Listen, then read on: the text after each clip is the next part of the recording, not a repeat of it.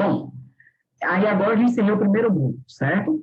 Esgotei aqui o tema? Não esgotei ainda. Então, vou falar um pouquinho sobre identificação, agora a gente vai falar sobre Streptococcus. Porque aí, quando eu for falar sobre identificação, eu falo dos dois grupos, a identificação desses dois grupos, que muitos testes a gente utiliza justamente para diferenciar o primeiro grupo que eu falei, que é o Staphylococcus, do Strep. O Streptococcus também é um grupo de cocos, né? Também está dentro do grupo dos cocos positivos, também são anaeróbicos facultativos, só que eles têm essa característica aqui, que é diferente do estáfilo. O estáfilo pode crescer em vários meios de cultura. Os streptococcus, não. Os streptococcus, eles vão crescer em meios de cultura enriquecidos, porque eles são fastidiosos. Eles são exigentes nutricionalmente. Então, geralmente, a gente usa o H-sangue e o H-chocolate para você fazer o isolamento das espécies desse gênero aqui, certo? Aí a gente tem bactérias também que são móveis, não produzem esporos, né, endósporos bacterianos, são catalase negativo, né, diferente do estáfilo, que é catalase positivo, e oxidase negativo também, e também fermentam açúcares, né, como alguns estáfilos. Então, os streptococcus podem estar presentes na natureza, podem estar presentes na microbiota, certo? E outros podem estar presentes, quando presentes no nosso corpo, são patogênicos, né? São potenciais patógenos aí, ok? Em relação ao nome, né, do gênero, também está relacionado com a forma ruim, né? Estáfilo, coco. É o coco, a bolinha, agrupada em forma de caixa de uva, né? Strepto não. Strepto você pode ver algumas espécies como Diplococcus, por conta de apenas uma divisão, um plano de divisão do coco. Você pode ver cadeias curtas e cadeias longas. Isso na microscopia óptica, né? No grão. Ok? Então, essa é uma característica importante, inclusive, que diferencia. Ou seja, nesse grupo aqui, no grão, você já vai diferenciar Strepto e Staphylococcus. Professor, dá para liberar o resultado já, fazendo só o grão? Não. Você vai fazer outros testes para você conseguir confirmar, inclusive a espécie, certo? Mas você já facilita bastante aí essas características que são que distinguem bem esses dois gêneros, né? Então, esse grupo causa bastante infecção também, principalmente infecção comunitária, né? Mas pode estar associada também a infecções hospitalares, tá certo? Então, pode causar faringite, tonsilite, então, as infecções das vias respiratórias, né? Pode causar também infecções de pele, como erisipela, escarlatina, impetigo, infecções maternas e perinatais, muito associada com uma espécie que eu vou mostrar para vocês, que é essa daqui, ó, Streptococcus agalacti, que também é conhecido como Streptococcus grupo B, certo? Então, aqui você tem as espécies que são mais importantes clinicamente. Então, você tem várias espécies também, tá certo? Não vou me ater a todas as espécies, vou falar só das mais importantes, as que são mais isoladas, que é o Streptococcus pyogenes, que é também conhecido como Streptococcus do grupo A, e o agalacti, que é conhecido como Streptococcus do grupo B. E vou falar de um outro que não é beta-hemolítico, daqui a pouco eu vou explicar o que é essa hemólise beta, que é o Streptococcus pneumonium, está errado aqui, não é momônio não, viu? É pneumonium, PCMO não. E aí eu vou falar um pouquinho de algumas características e como identificar essas espécies que são mais importantes. Então, também são bactérias, as espécies de Strepto são bactérias que fazem parte da nossa microbiota também, têm uma importância muito grande na microbiota oral, inclusive aqui nesse slide está mostrando esses grupos, né, de bactérias de microbiota oral, e alguns desses aí são oportunistas, certo? Por exemplo, quando o paciente, um indivíduo que tem diabetes, um indivíduo que tem algum tipo de imunossupressão, ele vai realizar um procedimento odontológico, ele pode, por exemplo, ter endocardite por Streptococcus mitis, pode acontecer, né? Ou pelos sanguíneos, que é do grupo mitis, ou o próprio mitis, né? Então, apesar de serem bactérias da microbiota oral, podem causar doenças de forma oportunística, né? Aqui, por outro lado, você tem esses que eu coloquei a linhazinha preta, são bactérias que estão presentes na microbiota oral e pacientes em fatores de risco pode causar abscesso cerebral, né? Os Streptococcus anginosos intermédios, estão associados aí a abscesso cerebral. Professor, como é que isso acontece? O paciente faz um procedimento odontológico, você tem infecção cruzada, né? A bactéria cai na corrente sanguínea e causa infecção por conta daquela porta de entrada. Qual é a alternativa? Geralmente, esses pacientes, é feita a anamnese, né? O dentista faz a anamnese clínica, e o paciente faz uma antibiótico terapia profilática, antes de fazer o procedimento, certo? Bom, como é que a gente faz a classificação desses estreptococos? O grupo estreptococcus é bem heterogêneo. A gente tem vários tipos de classificação. A gente tem a classificação por meio das provas bioquímicas, que é aquela classificação fenotípica, que eu mostrei para vocês que a gente faz em outras bactérias também, né? As provas fenotípicas, que são as provas bioquímicas. A gente tem a classificação por hemólise, pelo tipo de hemólise que a espécie pode fazer. Aí a gente tem esses três tipos de hemólise aqui, na verdade, dois, só que um é a ausência de hemólise, que é o gama, que é esse aqui, que eu estou circulando agora, né? A gente tem a hemólise alfa, que é chamada de hemólise parcial. Então, ele hemoliza parcialmente. Isso, quando a hemólise só vai ser observado no H-sangue, no meio de cultura com sangue, certo? Então, você tem essa hemólise parcial, que é a alfa, que faz essa bactéria ficar com essa coluna esverdeada, né, com esse aspecto esverdeado, e a hemólise do tipo beta, que é a hemólise total, né? A produção de maior quantidade de hemolizinha faz com que a bactéria tenha aí essa hemólise total. Aí algumas espécies têm somente hemólise alfa, outras têm somente hemólise beta. E outras podem produzir as três, certo? Aí vai depender muito de qual espécie esteja se tratando. Por isso que eu disse que o grupo Streptococcus é bastante heterogêneo, certo? E aí, entre os beta-hemolíticos, que são aqueles que fazem essa hemólise aqui, ó, gente, essa hemólise aqui, ó, que é a beta-hemólise, você tem uma classificação chamada de classificação de Lancefield, que foi essa senhorinha aqui, muito simpática, que desenvolveu essa classificação. Então, ela detectou e descreveu uma molécula de superfície que é expressa principalmente nos estreptococos que produzem a beta-hemólise, certo? Que é o carboidrato C. E aí ele viu que você tinha diferenças na estrutura química desses carboidratos, vários carboidratos C diferentes, vamos dizer assim, cada um deles gerava uma resposta imunológica de corpo específico. E aí, justamente, essa resposta imunológica de corpo específica levou à caracterização desses 20 grupos, tá certo? Então, o que é que isso significa? Significa que eu posso dizer, por exemplo, que eu encontrei o estreptococo beta-hemolítico. Aí eu estou utilizando o quê? Essa classificação aqui, de hemólise. Eu posso dizer que esse Streptococcus beta-hemolítico é um Streptococcus piógenes. Então, cheguei no gênero, na espécie, usei a classificação de provas bioquímicas. E eu posso dizer que esse Streptococcus beta-hemolítico, piógenes, é um Streptococcus do grupo A. Então, eu usei a classificação de Rebecca Lancefield, certo? Então, você pode utilizar aí, ver essas três formas de referência, né, à identificação das principais espécies de importância médica do grupo dos Streptococcus. Veja que é um grupo bem mais heterogêneo do que o Staph, né?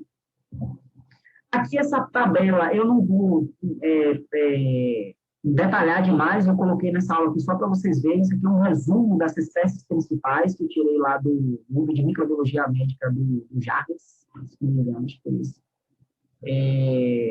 Não, foi no microbiologia médica e imunologia de Livingston. Está aqui atrás de mim, para não fazer a referência errada, senão depois vocês vão apertar minha mente. Então, aqui você tem as principais espécies, que eu vou comentar um pouco da identificação dessas espécies, como é que a gente faz a identificação do piógenes. Observe aqui, ó, o piógenes, ele aqui, o gênero da espécie, é dado por meio da classificação de provas bioquímicas, fenotípica, né?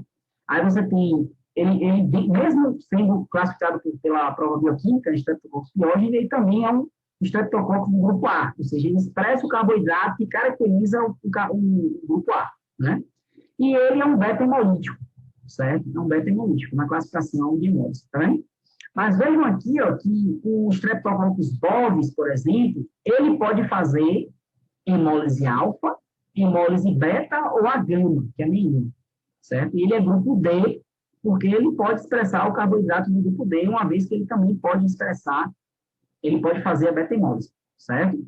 Então, e outros, por exemplo, que não fazem nenhum tipo de beta-hemólise, que é o caso do Streptococcus pneumoniae, ele não tem classificação de Lancefield, porque a classificação de Lancefield, ela está relacionada aos Streptococcus beta-hemolíticos. Então, o pneumoniae e o grupo Viridas são alfa-hemolíticos, que produz aquela hemólise parcial, a coluna fica esverdeada, tá certo? E aqui são características que eu vou comentar com vocês um pouco na parte de identificação de Strep e Staph, certo? Vamos adiante. Vou tomar uma aguinha aqui, agora que a gente vai entrar na parte de diagnóstico laboratorial. Deixa eu ver quanto tempo eu tenho de aula aqui, meu Deus. Eu estava querendo fazer uma aula não muito grande para vocês. Por favor, se ela ficar grande demais, tenham paciência comigo, certo? Então, como é que a gente faz o diagnóstico laboratorial? Olha que coisa linda aqui, ó. Um Streptococcus beta-hemolítico. Parece que passou uma borracha no laga-sangue, tá vendo? Então, isso aqui tudo é crescimento das colônias. Aqui já estão mais isoladas, tá vendo? Vamos lá. Então, a gente pode fazer isolamento do agente por cultivo, né, que é o método microbiológico clássico. Aí você tem algumas doenças que eu não comentei, mas o Streptococcus, por exemplo, piógenes, do grupo A, você tem, a gente chama de infecções supurativas e as não supurativas. As supurativas são as infecções agudas, né? Por exemplo, o Streptococcus piógenes, que é o grupo A, ele é a bactéria mais isolada em infecção de garganta. Principal causa de faringite bacteriana, porque tem faringite viral também, viu? Tem bastante casos de faringite viral. Entre as faringites bacterianas, a gente tem aí, talvez 80% isolado seja o Streptopiógenes.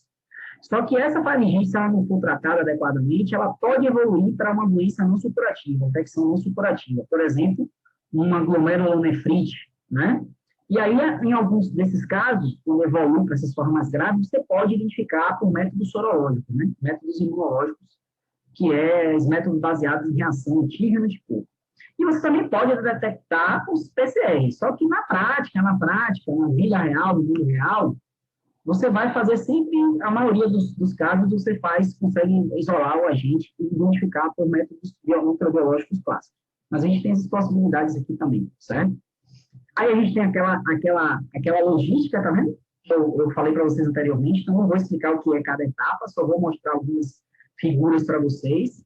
Então, o exame direto, aqui a gente tem, ó, aí agora eu vou falar da identificação, tanto do estreto quanto do estáfilo, né?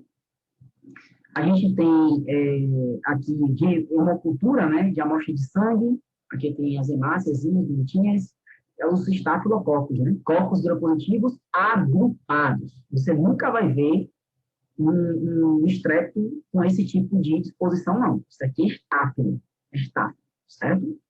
E é exame direto, porque é diretamente na amostra biológica, ok? Aqui é um estáfilo também mais tímidozinho, né? Você vê que o estáfilo, quando um grande exame direto, você vê, às vezes, esses debris, né? Esses borrões. Em cultura, você vê tudo limpinho, fundo todo branquinho, né? É bom comum você ver isso. Então, isso aqui é estáfilo de secreção de abscesso, certo? Exame direto também, né? Aqui é líquido cefalorraquidiano, aqui já é estrepto. Por que estrepto, professor? Porque aqui você vê como é o arranjo deles, ó. Ele não está em forma agrupada, ele está em diplococcus. Esse diplococo ainda é em forma de lanceta, tá vendo? Em forma de lança, de chama de vela. Não é um copo redondinho. Você ainda tem essas estruturas típicas. Olha para mim aqui, eu estou fazendo palhaçada para vocês. O diplococo é mais ou menos assim, tá vendo minhas mãos aqui? Chama de vela, lanceta, tá vendo? Gram positivo também. Então, isso aqui é gram tipo de Streptococcus pneumococo, que é o principal agente causal de pneumonias bacterianas, porque você também tem pneumonia viral, certo? Só que essa aula é só sobre bactérias de importância médica. Entre as pneumonias bacterianas, o principal agente, pneu, causa meningite também, tanto que isso aí é a amostra isolada de líquor, né? É grande líquor. Aqui são os neutrófilos, polimorfonucleares aqui também presentes na amostra, certo? Aqui já é um grande de cultura, como o fundo é branquinho, talvez, eu não sei se eu botei isso aqui na aula de citomorfologia, mas eu acho que sim. Aqui são corpos gram-positivos agrupados, tá vendo? Aqui já é uma hemocultura, olha o crescimento, olha o corpo como é aqui, ó.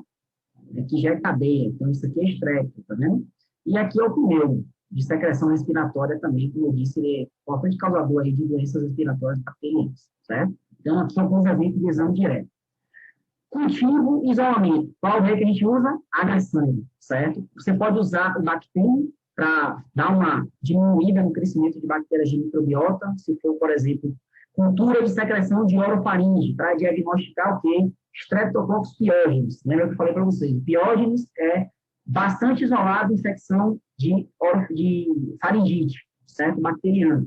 Então, você pode usar o H-sangue com bactéria, né? Mas o H-sangue geralmente é utilizado para diagnosticar estrepto, obrigatoriamente, e o estáfilo você também consegue isolar no H-sangue e outros métodos também sem sangue você consegue isolar o estáfilo. Você pode usar o H-chocolate também, né? Que não é chocolate, viu, gente? É o H-sangue aquecido, uma temperatura maior, que a gente adiciona as hemácias. E você usa o H-monitor salgado também para diagnosticar estáfilo. Salgado, ó, tá vendo? Lembra que eu falei que o estáfilo consegue suportar quantidades de NaCl um pouco maiores? Então, dá para você usar esse meio aí, que é um meio seletivo, inclusive, para o gênero Staphylococcus. H-chocolate, você isola tanto estáfilo quanto estrepto. Estrepto sempre meio com sangue, meio, porque é fastidioso. Estáfilo, você pode usar H-sangue, você pode usar o monitor salgado ou a H-nutriente, né? Você pode isolar também, sem problema nenhum.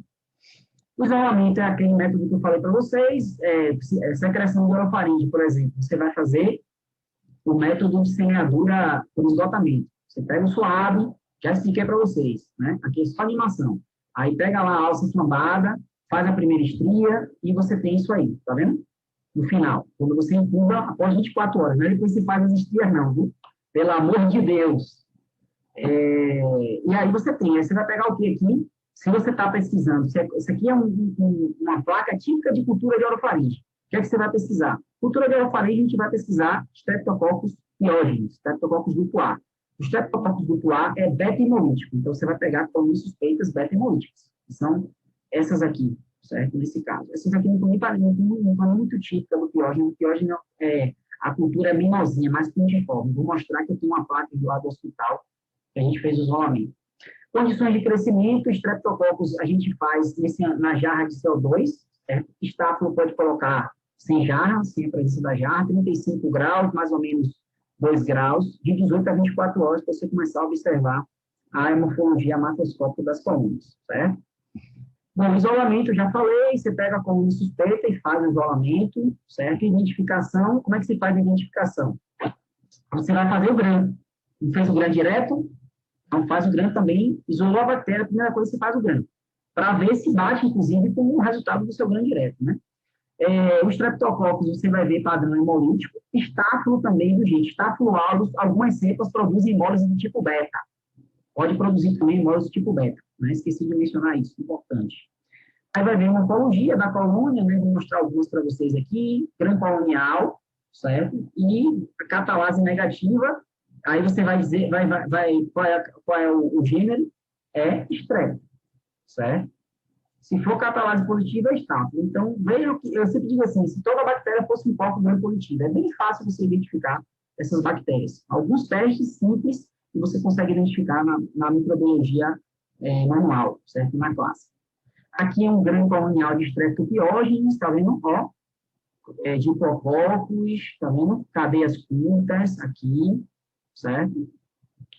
Professor, mas aqui não parece um estáfilo, não? Você não vai ver estáfilo assim, com esses diplococcus, não. Estáfilo você vai ver ele todo mesmo no cacho de uva, certo? Aqui é o grande estáfilo, tá vendo? Mostrando para vocês. Aí aqui é só para mostrar um outro grande, um copo gram positivo, que é o micrococcus, que geralmente é uma bactéria contaminante, pode contaminar. E ele parece, lembra um estáfilo, mas não é, porque você vê muito tétrade, muita tétrade assim, ó. Tá vendo? Então, tem que ter cuidado, certo? Na hora de fazer essa diferenciação. A morfologia macroscópica da colônia também, você vai ter aí uma diferença grande também. Em relação ao crescimento, os estáfilos vão crescer bem na maioria dos meios bacteriológicos, os estreptos vão ser mais difíceis, mais fastidiosos, só vai usar H-sangue, né? Os estáfilos, você vai ter colônias circulares, lisas, elevadas e brilhantes. Estreptos são colônias circulares também, só que menores, pequenas, mais puntiformes, certo? Lisas também. E, no caso do estáfilo, a coloração vai ser variável. Pode ser branca, cinza, amarela, né? Estáfilo você tem essa variação. Estrepto não, você realmente vai ter uma cor só aí na coluna, certo? Aqui eu vou mostrar para vocês algumas morfologias macroscópicas de estáfilo. Esse aqui é um estáfilo aureus, ó.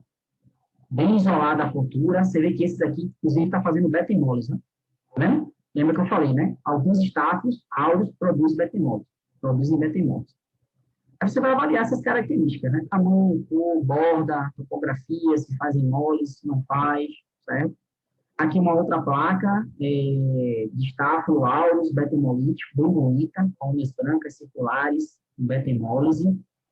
Aqui o epidermides ele tem um aspecto interessante. Você vê que aqui ele não faz hemólise também. E a impressão que, às vezes, quando você pega uma placa de epidermides, você tem, às vezes, é que a placa está contaminada. Observe aqui, ó, você tem colônias que têm um tamanho maior, e você tem essas colônias menorzinhas aqui, mais puntiformes. Só que isso é uma característica mesmo dessa espécie. Entendeu? Isso aqui, inclusive, às vezes até confuso. Eu sou testemunha disso. Já peguei placa assim, está contaminada. Pego a colônia pequena, isolo, faço um subcultivo. Pego a colônia grande e faço um subcultivo. Da colônia isolada, pura, ou seja, em tese deveria crescer só um tipo, né? Aí no dia seguinte, está assim de novo. Então, isso aí é mesmo característica da epidemia, certo? Aqui só para vocês verem o crescimento no agar-manitol salgado. Staphylo aureus, ele fermenta o manitol, né? Então, o meio tem um indicador de pH, e aí, como ele fermenta, ele fica com essa coloração amarelada, assim, tá vendo? Então, meio seletivo, porque tem alta concentração de sal, e diferencial também, porque você consegue diferenciar os Staphylo aureus dos demais. Né? No caso dos streptococos, você, como eu disse, o cultivo vai ser sempre em H-sangue, e você vai observar também as características das colônias, como eu disse, são mais puntiformes, tá vendo? Lisas, circulares, brilhantes. Aí alguns não vão ter hemólise, outras vão fazer essa hemólise do tipo beta, outras vão fazer essa hemólise do tipo alfa, que é aquela hemólise parcial, que faz com que a colônia fique meio esverdeada, certo?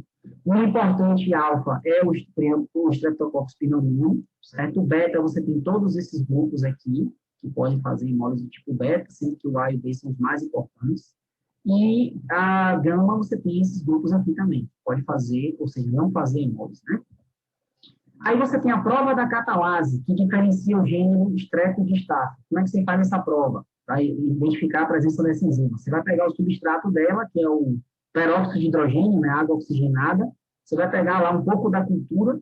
Se for do H-sangue, se você tem a cultura crescida no H-sangue, tem que ter cuidado para não perfurar o sangue, porque quando você leva o H-sangue, tem eritrócito, e o eritrócito também tem enzima.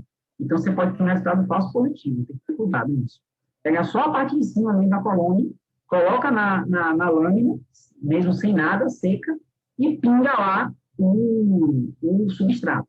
Se ele tem a enzima catalase, vai formar bolha. Catalase positiva, Staphylococcus. Catalase negativa, Streptococcus. Então, esse teste já faz essa diferenciação, né? Diferencia Staphylo do Strep, certo? No GRAM também, antes, já pensa aí antes, no GRAM você tinha aquela morfologia, né? O arranjo que é bem típico, Staphylo, cacho de uva, Strepto, Diplococcus, cadeias curtas e cadeias longas, ok? Aí o Staphylo aureus, então, quando você cultiva ele no H-nutriente, por exemplo, ele fica com essa coloração assim, produz esse pigmento que lembra o ouro. Isso que o nome da espécie é aureus, né? Uma curiosidade aqui. Um outro teste é a prova da coagulase, que a gente usa para fazer diferenciação do Staphylo aureus das demais espécies de Staphylococcus, certo? Então, a prova da coagulase você pode fazer de duas formas, que é para verificar a presença dessa enzima. Você pode fazer a identificação da coagulase ligada à parede, né, que é a conjugada, você faz essa prova na lâmina mesmo, né? Então, essa coagulase, ela vai ativar, né, o fibrinogênio, converter o fibrinogênio em fibrina, e você vai ter a presença mesmo na formação de grumos, né, macroscópicos que são visualizados. É como se fosse leite palhado, né? Você tem que ver a mesma formação. Qual é o substrato que você usa? Geralmente, a gente usa plasma de coelho, certo? Plasma de coelho para fazer essa prova aí da coagulase, certo? Mas você tem alguns kits que pode fazer também. Tem outros kits que não usam necessariamente plasma de coelho. Kits, por exemplo, de látex, como é esse aqui que eu estou mostrando para vocês. Então, a coagulase é a prova positiva, aí forma essa aglutinação, tá certo?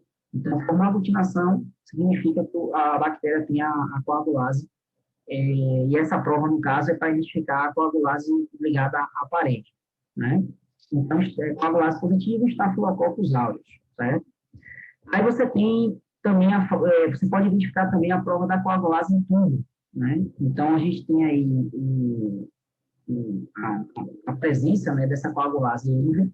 Então, você, para identificar ela, você faz essa prova no tubo, não dá para fazer na lâmina, tá certo? E aí, a mesma coisa, não forma um coágulo, que o substrato é o plasma de coelho também, formou um coágulo, né? Então, você tem aí a presença da coagulase, se tiver coagulase positiva. Não formou, continuou liquefeito, é coagulase negativa, certo? Então, a prova da coagulase vai identificar a única espécie entre os estáfilos, que essa prova é especificamente para estáfilo, a diferenciação de Staphylococcus aureus, a única que é positiva é o Staphylo aureus. Inclusive, em alguns locais que não tem, por exemplo, equipamentos automatizados, tem várias espécies de Staphylococcus que são coagulados negativos, você pode liberar o resultado como Staphylococcus coagulado negativo, se você não tiver provas para realizar o restante dos testes, tá certo?